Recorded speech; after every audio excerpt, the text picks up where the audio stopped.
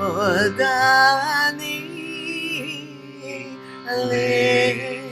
לפניך רוח חי וקיים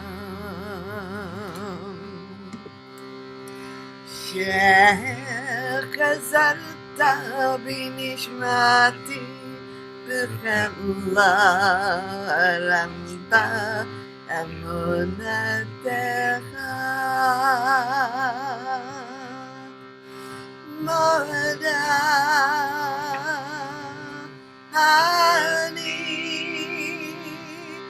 לפניך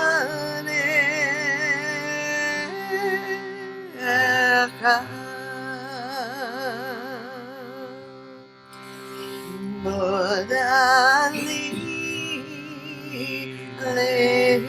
לפניך רוח חי וקיים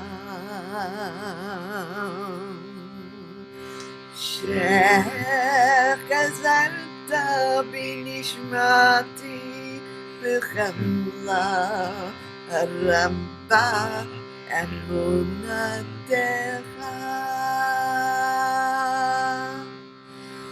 מודעני לפניך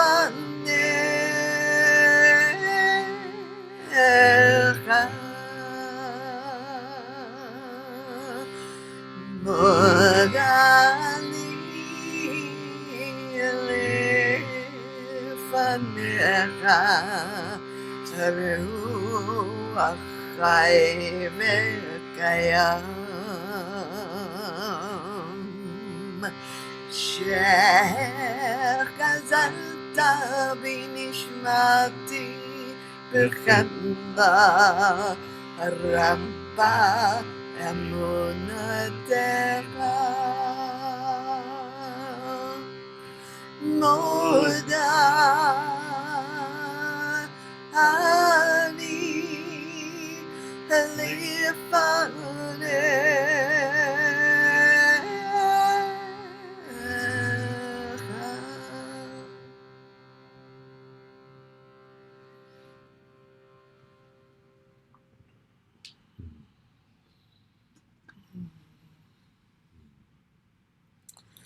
So welcome, KZOOMers. Wow. Yay. Such bright, shiny faces. Great to see your faces. As I was chanting that, I was just remembering something that I learned early on about the power of affirmation, and what I learned was that it wasn't just the words that I said, and it's not just the melody that I sing, but there's something that was called. It was Jane Roberts who was channeling Seth, one of the early channeled materials that I studied back in the 70s. And they said they said the most important thing was feeling tone. So feeling tone is a kind of a cross between, quality of presence and the tone of voice that comes through, that is actually coming through that quality of presence. And so it's like that, learning how to make a feeling tone happen really will determine the power of the chant, of the affirmation, of the prayer. So as I'm chanting, each repetition of the chant, I get to work a little bit more on my feeling tone, and it's almost as if that tone of voice, I'm communicating. One part of me is communicating to the other parts of me, because really what we're trying to get is a total aliveness And there's some places in us that are numb or shut down, and they need to hear that aliveness in order to be awakened. And we are getting, through our practice, awakened into wholeness, because in that wholeness we become vessels for the divine presence that wants to pour through us. But if we're not in our wholeness, it can't.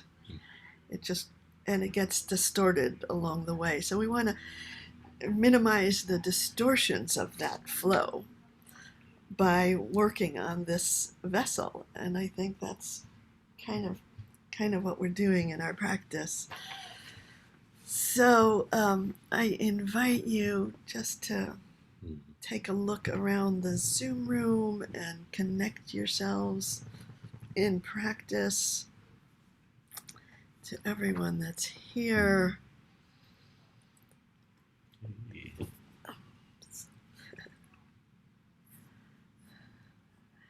And I want to thank everybody for being there last week on my birthday, and I had so much fun with you. And what I like to say when my birthday is over, I say, it's still my birthday. Still my birthday. It's not over. I like to say it's still my birthday. As long as it's April. Yes, it's April.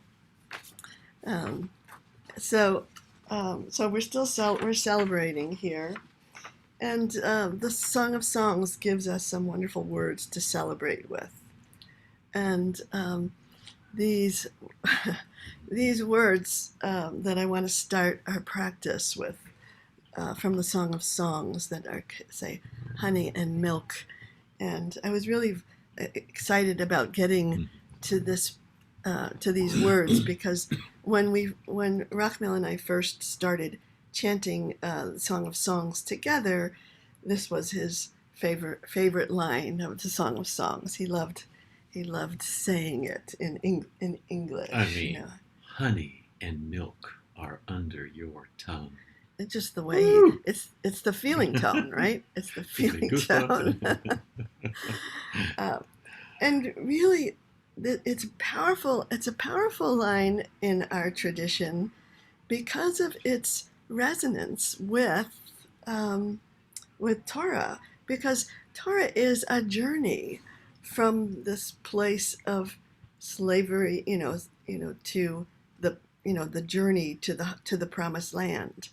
The promised land kind of represents our liberation, our destination, our arrival, our enlightenment, and the way that land is, which is not just a place geographically, it's a place within us, the way that it is described, that is a land that is flowing with milk and honey. Mm-hmm. That's how we know that we're there, that it is flowing with milk and honey. And so there's an important point on the journey in Deuteronomy when we're about to enter the land, and Moses is talking to us, which is, he's saying, this thing that you're looking for, it's not far off, beyond the sea, it's not far away. It's so close. It is in your mouth. It is right there in your mouth. And it is under your tongue, really. And it's a taste. It's a taste. And it's the taste of both sweetness and nurturance. And, sometimes life experiences leave a bad taste in our mouths, and we walk around with a bad taste. And that bad taste in our mouths becomes a lens of perception. And, we can't find the promised land with that bad taste in our mouths. And the taste in our mouths is determined by what kind of pickle juice we we soak ourselves in. This was an image that Reb Zalman gave to me. He said that we're all pickles, and the pickle juice that you soak yourself in are the thoughts that you hang out in. That's your pickle juice. And those thoughts, that inner atmosphere that you live inside your head, is going to determine what kind of pickle you will become. Yeah, it's true. So we are in charge of what that brine is, and when there is a kind of repeated entertaining of negativity inside us, we get poisoned. And then it's hard to receive the blessing of milk and honey. And so what this practice is saying is that it's already there in you. This honey and milk are under your tongue and your lips, my bride. It says drip honey, and the honey, I think Lynna wrote to me and said, that her friend said that word has to do with the nectar. So imagine the taste of the nectar of all of the flowers of springtime are there in your mouth right now. That you are tasting that nectar. That you are. Sometimes Rachmel calls me a honeybee. Honeybee. Honeybee. My honeybee. So you are the honeybee. You are the butterfly in having a transforming, and so Nofet, titofna, siftotayich. So that's what's on your lips. And when I'm chanting, I often bring my attention to the sensations in my mouth, and in order to come into focus. And the words themselves have a kind of a deliciousness to them that I wanna taste. So what this practice points me towards is that in my life there are moments of sweetness, and my job is to savor those moments, is to really allow them to penetrate, and that honey is going to delight me, and that milk will nourish me if I bring my attention to it, if I celebrate it, and then it's going to show me the work that I need to do of transforming the bitterness that is in me, so that I can live there, really, in that sweetness. So let's take these words and I know that for many of us, maybe not you, Johnny, it's springtime, but for you it's it's autumn for you, and if Tony's here, it's autumn. But a lot of us are experiencing that sweetness of spring and those blossoms. And I think that when I've been chanting these last few days, what I felt like the moments of sweetness for me are moments of connection with others, and especially coming out of the pandemic and stepping a little bit into the world and feeling myself connecting with others. So sweet. And I say, I don't want to take this for granted. I want to, really take it in. So before we chant, you might want to just bring some of those sweet moments into your awareness and taste them in your mouth.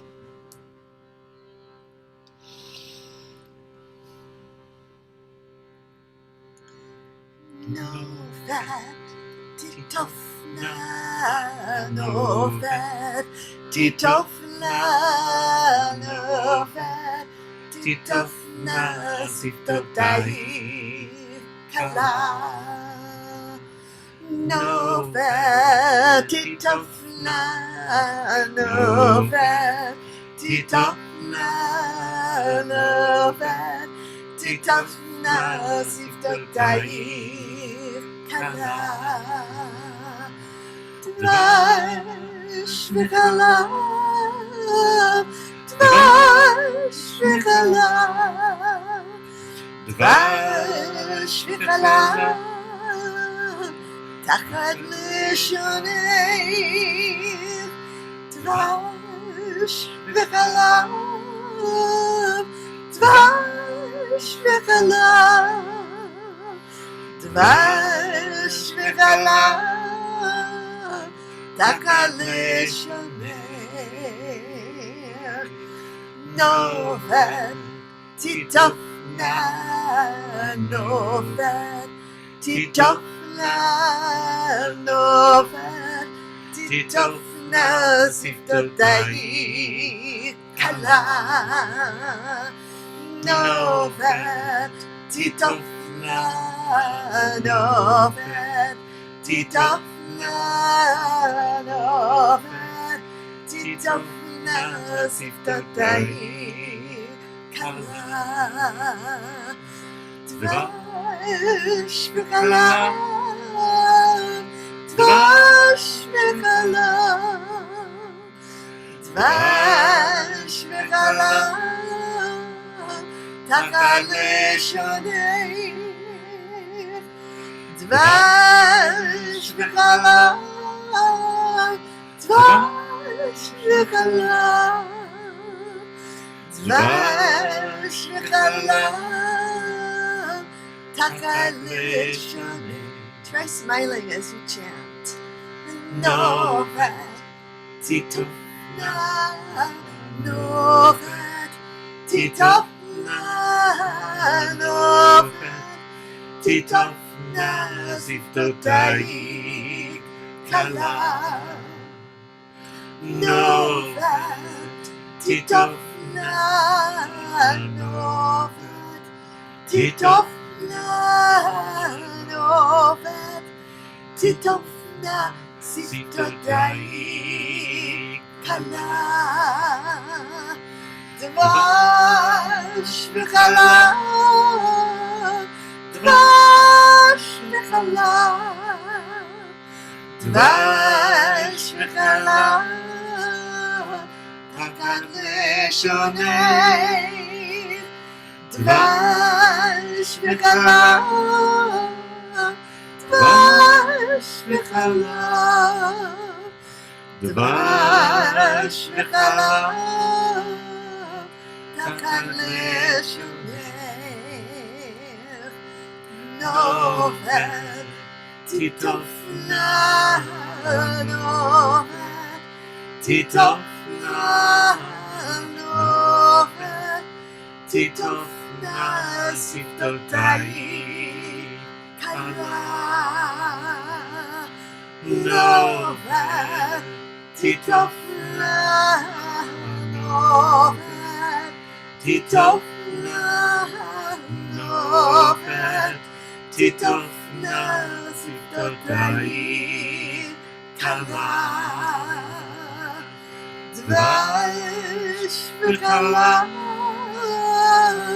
dvash v'kalah, dvash v'kalah, tachat l'shoneich, dvash v'kalah, dvash v'kalah, dvash v'kalah, tachat l'shoneich, Nofet, titofna Nofet, titofna Nofet, titofna siftotayich, kalah, Nofet, titofna Nofet, titofna Nofet, titofna siftotayich, kalah, Dvash v'challah, dvash v'challah, dvash v'challah, tachat le'shoneich, dvash v'challah, dvash v'challah, dvash v'challah, tachat le'shoneich.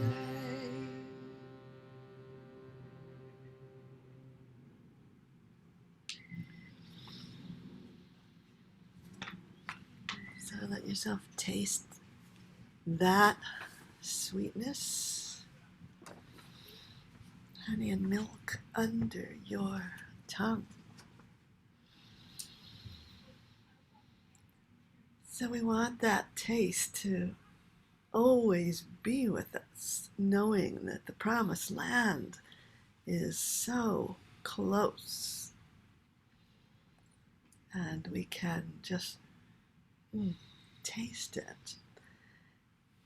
And our spiritual practice really is to get to the place where that taste never leaves us. And because it's inside, it's not about what's outside of us. And so outside of us, the world offers us all kinds of challenges and adversities and opportunities to get triggered. But what if it was possible to always, no matter what, just close your eyes and taste the taste of right what's there in you. It's in you. It's under your tongue. I guess in the Quran it says that God is as close to you as your jugular vein. And sometimes we kind of lose sight of that inner atmosphere, or it gets poisoned really by our reactivity to what's out there.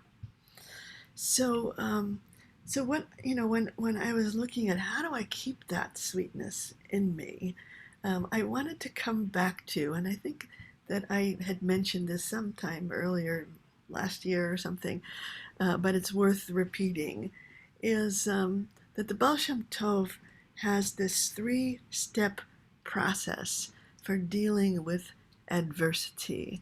And I learned about this 3-step process through a book called This Precious Moment by Bert Jacobson. And he learned this 3-step process of the Baal Shem Tov from Rabbi Miles Krasson. And so, and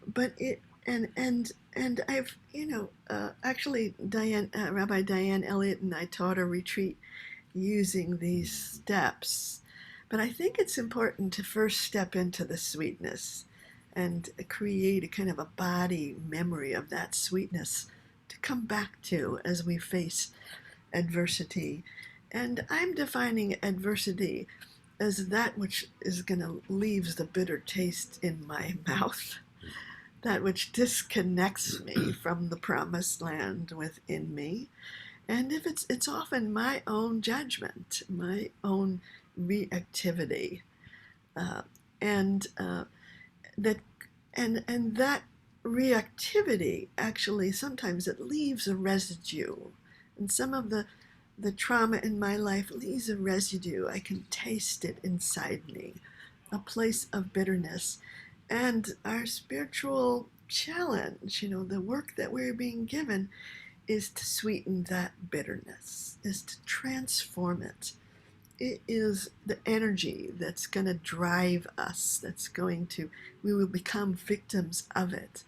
And so this process of transformation is a kind of an alchemy, that we want to take that thing and transform it. And so the Baal Shem Tov tells us that there are 3 steps to this process. The first step is Hachna'ah, which he defines as a kind of a surrender to humility before acknowledging of the challenge. It's like, yes, it's like sometimes I have to come out of denial, and I have to be humbled by the challenge that I face, and know that I have a pattern. The world has a pattern. There's really things that are difficult and that I don't know what to do with. And so there's a way that Hachna'ah is like giving up from the ego place. It's saying, I can't do this. The small I says, I can't do this, and I am humbled by the task of it. And from there, and we'll take this journey from there. The next step is called Havdalah, and Havdalah is that in the midst of the challenge, we find one point of goodness, one point, one spark of God in the midst of what's the trouble. And we look at that point and we bring our attention and we celebrate it and we lift it up. And it really saves us. And our relationship with that essential point of goodness that exists even in the midst of difficulty is what brings us to hamtaka, the sweetening. So that's the journey we will take. And I thought that to go to the depths, to say Mima'amakim, from those depths, I call to you, O God, hear my voice. And so, and if there's anybody who wants to just put in the chat any of the depths or the adversity that you're feeling right now, to lay it on the altar of the chant, to be able to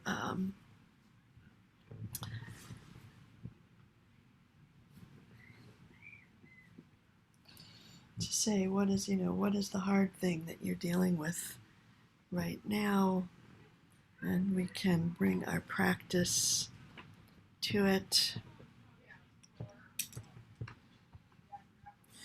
And I'll say that the bitterness that I've been dealing with is like Trumpism.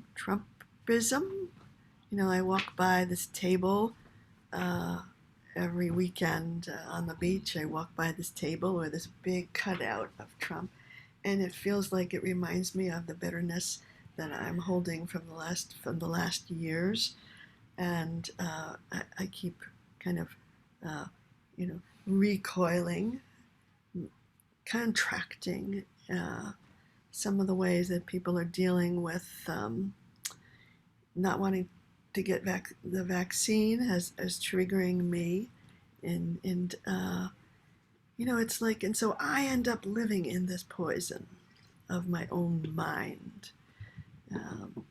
So I want to, that sort of gives me a sense of,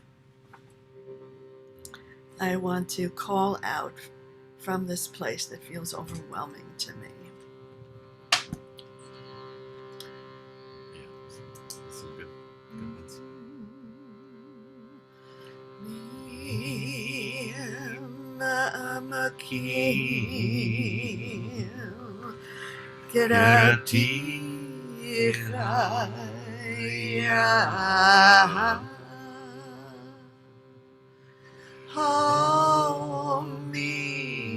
Mima'amakim,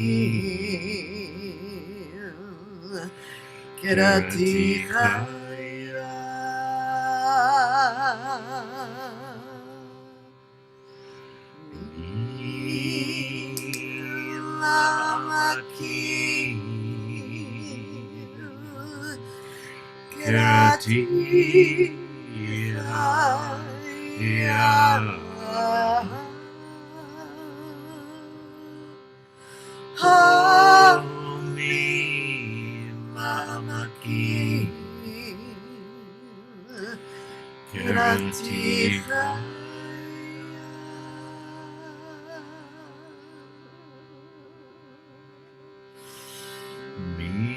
Mima'amakim Kerati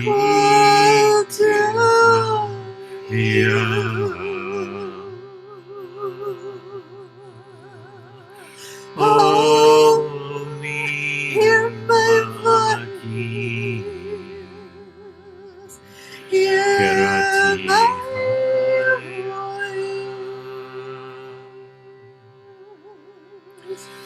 Mima'amakim Kerati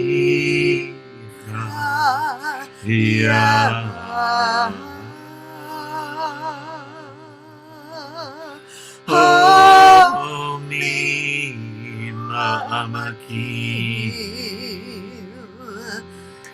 Kerati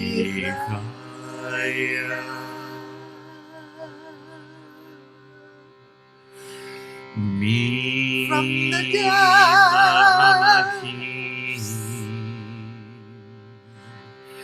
Kerati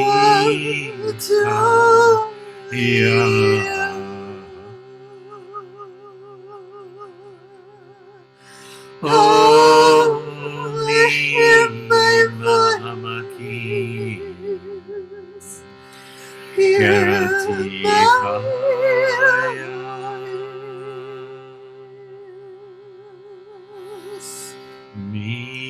From the depths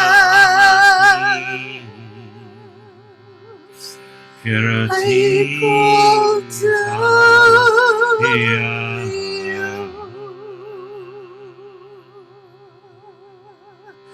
Oh, Mima'amakim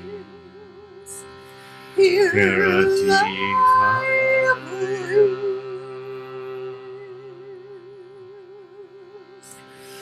Mima'amakim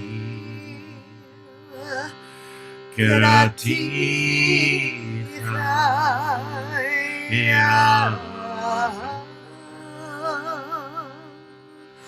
Oh, Mima'amakim Kerati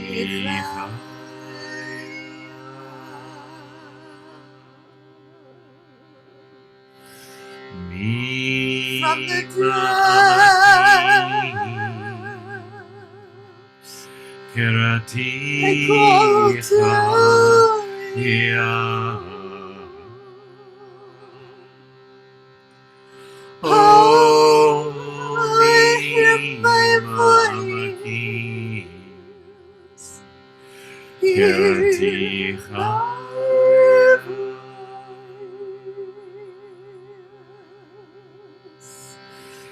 Mima'amakim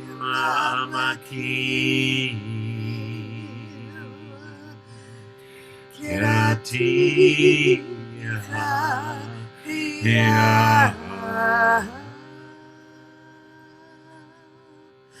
Oh, Mima'amakim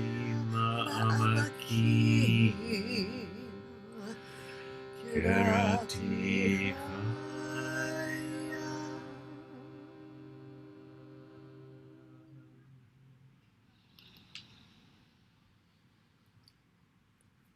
So in those depths, we look in to the heart, we look out into the world, and we search for that point of goodness. Maybe something has emerged from the challenge, a strength, a treasure, an illumination, a connection, a sense of possibility. And we bring our attention to it. And we bring all of our passion, our passion for life, which is actually why we got hurt in the first place, because we have this passion for life. And the Psalm 34 says, "Who is the one with a passion for life, loving every day, and looking for the good?" And it might seem like a strange title for a chant, but the way that this chant came about was that I was in the Galapagos, and I went to Floriana Island, which was a place where the sea lions play, and I got to swim with the sea lions and really feel their passion for life. And afterwards I got on a long bumpy boat ride, and I was just sort of feeling their spirit talking to me still, and their spirit really spoke in the words of Psalms, of course. And this was the question they asked me: who is the one? Who is the one with a passion for life? Who wants to love every day, and who will make a commitment to looking for that point of essence, that quality of goodness that is hidden in the world? And I said, me. I'll do it. Me too. I'll do it. Yes, I will volunteer for that job. And so the day before my birthday, a little sea lion pup washed up on the beach in front of my cottage, which we hadn't seen in years. We've never seen it. Never. And seen one. It was, and I went out in the morning, and the sea lion pup was, I thought he was dying. It was felt, so me and another person, we were calling all these rescue places and trying to protect the pup from the dogs and other people on the beach who wanted to do selfies with him, and then after about 3.5 hours, the SeaWorld rescue people came, and they're great. They came and they said, "Oh, he'll be okay. We'll fatten him up a little bit. A little underweight, but he'll be okay. He'll be okay, and then we'll bring him back to his families. We'll bring him back to the sea." But I thought it was a sign that I needed to pay attention to this practice, and maybe to the message of the sea lion, which is to really honor that passion, to the look for the good, to recommit myself to loving every day. So I invite you to answer the sea lion's question. And this is kind of a practice of Havdalah, of discernment. Is there something that we want to search out, seeing the good, and lifting it up with our awareness, really.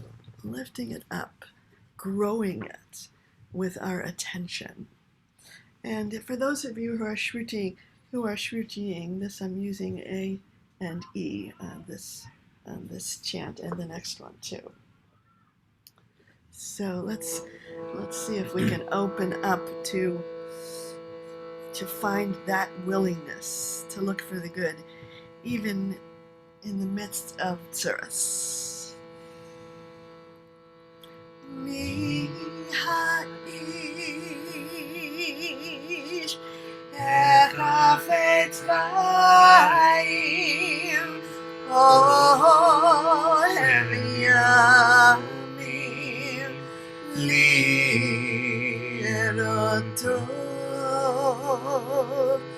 Ohev yomim lirot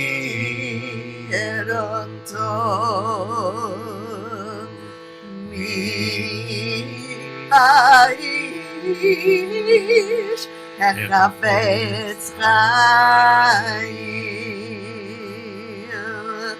Ohev yomim lirot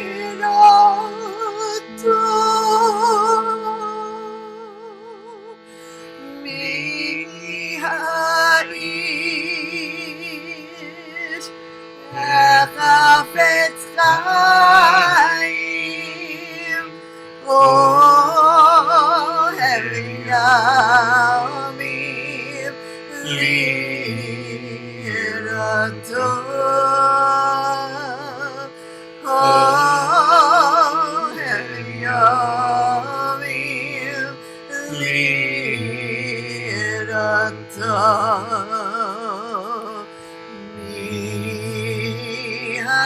ha'is hechafetz chayyim Ohev yomim lirot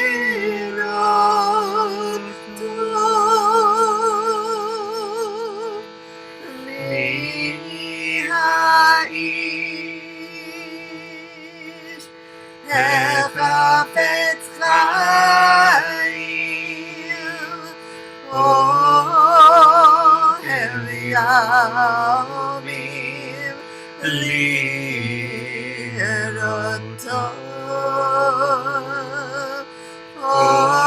Ohev yomim lirot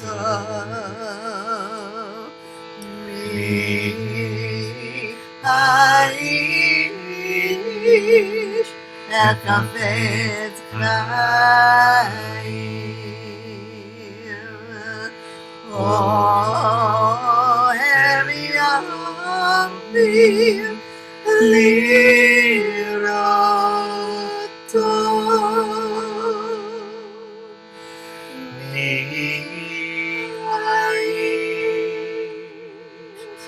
hechafetz chayyim Ohev yomim lirot Ohev yomim lirot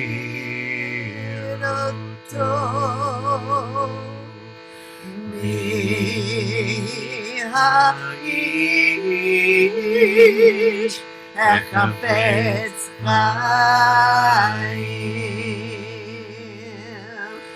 Ohev yomim lirot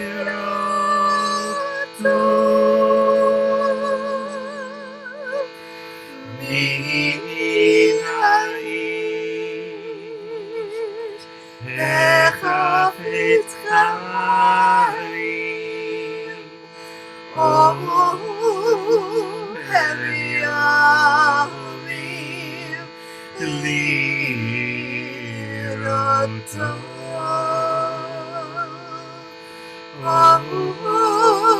Ohev yomim lirot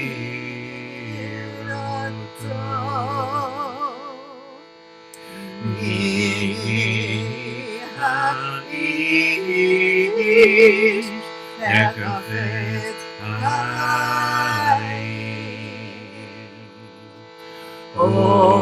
Ohev yomim lirot once more ha'is hechafetz chayyim Ohev yomim lirot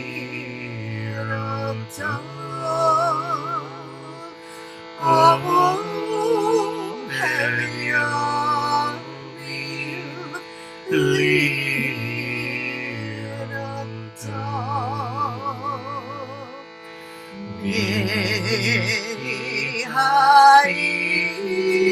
ha'is hechafetz Ohev yomim lirot.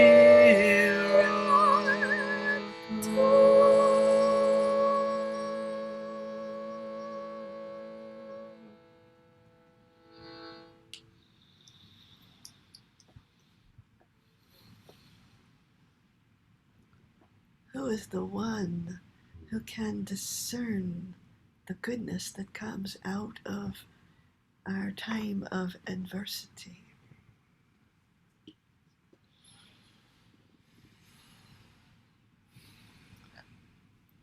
Oh, I see.